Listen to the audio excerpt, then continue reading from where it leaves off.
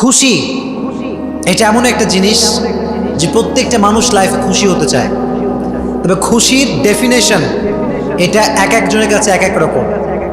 কারো কাছে খুশির মানদণ্ড হচ্ছে টাকা, আবার কারো কাছে খুশির মানদণ্ড হচ্ছে বাড়ি, কারো কাছে ধন, কারো কাছে সম্পদ, কারো কাছে বিবি, তো কারো কাছে সুন্দরী নারী।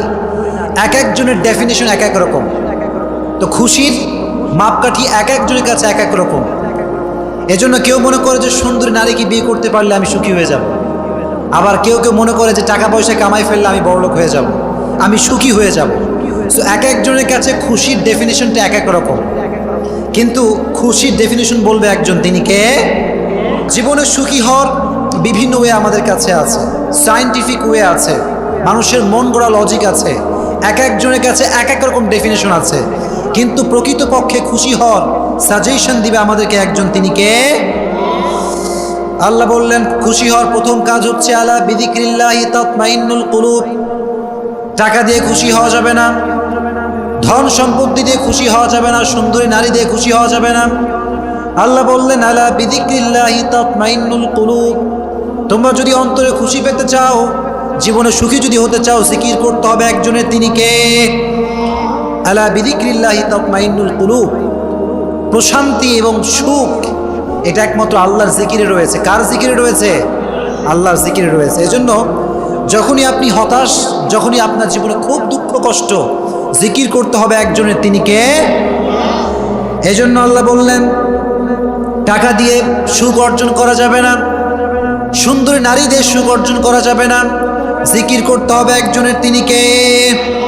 আব্দুল্লাহ ইবনে আব্বাস রাদিয়াল্লাহু তাআলা আনহু বলেছেন যে কেউ যদি তার লাইফে সুখী হতে চায়, সে যেন তার দুঃখের সময় আল্লাহকে স্মরণ রাখে, সুখের সময় আল্লাহকে স্মরণ রাখে। কারণ সুখে দুঃখে আমাদেরকে সব সময় আমাদেরকে অবস্থায় নিপতিত করে একজন, তিনি কে? এজন্য সুখেও আমরা আল্লাহকে স্মরণ রাখবো, দুঃখেও আমরা আল্লাহকে স্মরণ রাখবো। আব্দুল্লাহ ইবনে আব্বাস রাদিয়াল্লাহু তাআলা আনহু বলেছেন যে যদি তুমি তোমার সচ্ছল অবস্থায় আল্লাহকে স্মরণ রাখতে পারো, তুমি যদি তোমার সুখের অবস্থায় আল্লাহকে স্মরণ রাখতে পারো, তো তোমার দুঃখের অবস্থায়, তোমার কষ্টের অবস্থায় তোমাকে স্মরণ রাখবে একজন, তিনি কে? আল্লাহ। এজন্য সুখে দুঃখে স্মরণ করতে হবে আল্লাহকে। আল্লাহ বললেন টাকা দিয়ে সুখ অর্জন করা যাবে না, পয়সা দিয়ে সুখ অর্জন করা যাবে না, আল্লাহ জিকিরে সুখ রেখে দিয়েছে একজন, তিনি কে? 2 নাম্বার, জীবনে যদি সুখী হতে চান, লোকের থেকে আশা করা ছেড়ে দেন। মানুষের থেকে কিছু আশা করা যাবে।